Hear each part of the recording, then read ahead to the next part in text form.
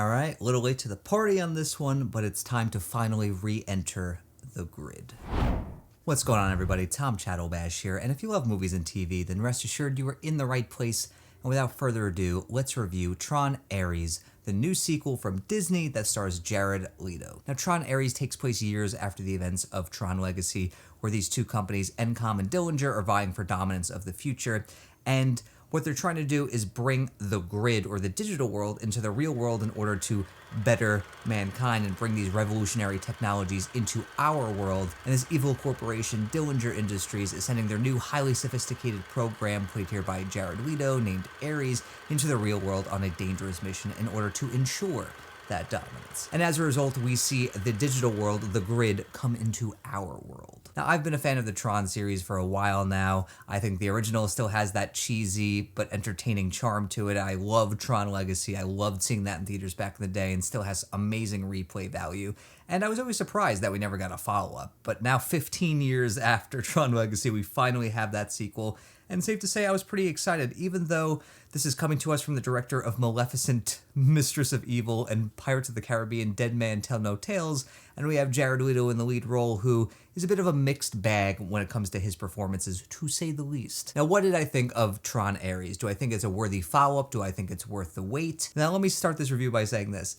I actually kind of loved this movie. And I'm shocked to say that because, look, I was looking forward to it, but I really didn't expect to be wowed by it in any way, shape, or form. And that's why I'm so stunned to have walked away from it thinking to myself, wow, I was entertained. Let me tell you this film has a far bigger scope than the trailers would lead you to suggest. This is a massive film. You could tell Disney spent a pretty penny on this one because this is an absolutely gorgeous and visually immersive movie. I mean, from the visual aesthetic to the special effects to the cinematography to the sound design, I mean, this is a visual and audio feast. And I mean that in every way, shape, or form. Like, this is the kind of movie you need to see in theaters. You know, see it in a theater with a really good sound system. And also, I saw this movie in 3D. I usually don't see movies in 3D because they usually tend to be more of a gimmick than a tool of immersion.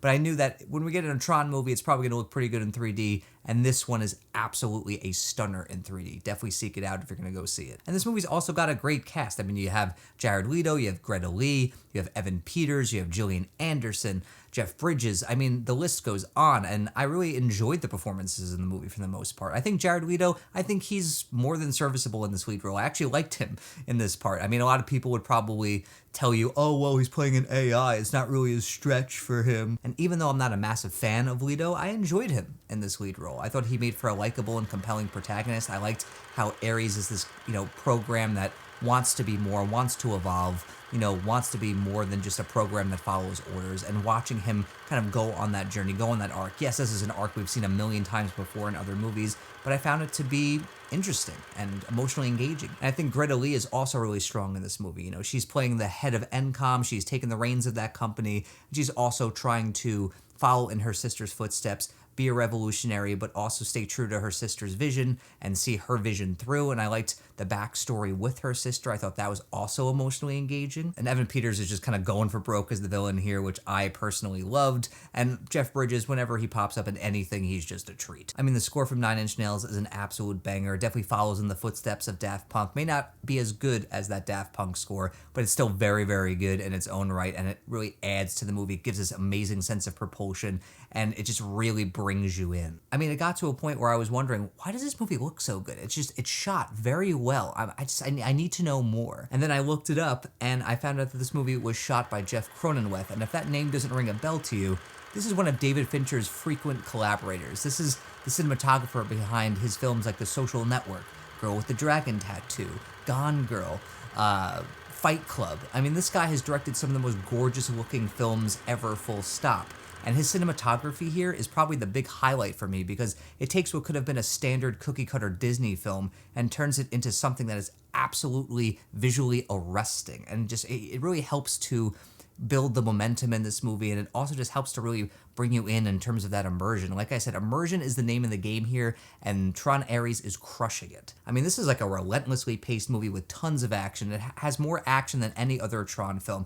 I genuinely feel like Tron Legacy walked so Tron Ares could run. I think in a lot of ways, this movie is a lot better than Tron Legacy. And I rewatched Legacy recently, so I don't have any sort of recency bias with Legacy. I genuinely think Ares is a stronger film in a lot of ways, and I actually found it to be a lot more entertaining. I think Tron Ares is a super well-made, highly entertaining movie that, sure, it's not perfect. I do think some supporting characters get really shortchanged here and feel like more plot tools than they do fully fleshed characters. And I do feel like a lot of the storytelling elements here feel familiar. They don't exactly feel fresh. And also, I wish that the film had more of a commentary on AI, the pros and cons of that. And I feel like anytime it tries to have any sort of commentary, it has the subtlety of a sledgehammer. But other than that, I think Tron Ares is a shockingly good movie that I actually can't wait to watch again. And like I said, if you're going to see this movie, see it big and see it loud, and you won't regret it. I was shocked by how much I enjoyed this movie. And yeah, I really dug this one. So in the end, I'm going to give Tron Ares 4 out of 5 stars. I had a blast with this movie, and I genuinely can't wait to watch it again. And yeah, I mean, look, it sets itself up for another sequel, but considering it's not doing great at the box office, I mean, I don't think the Tron series has ever really been a box office success. I mean, it's done okay. I know Tron Legacy did okay enough for the sequel to be made, but it's never been this box office smash, so I wouldn't be surprised if we didn't get a sequel, even though it clearly sets itself up for one. I'd like to see that sequel, but we'll see. But those are my thoughts on Tron Ares. Let me know what you thought of the movie in the comment section below. Did you love it? Did you hate it? Do you think it's just okay? Let me know down below. And until next time, everybody, I'm Tom Chattelbash, YouTube's most reliable movie critic.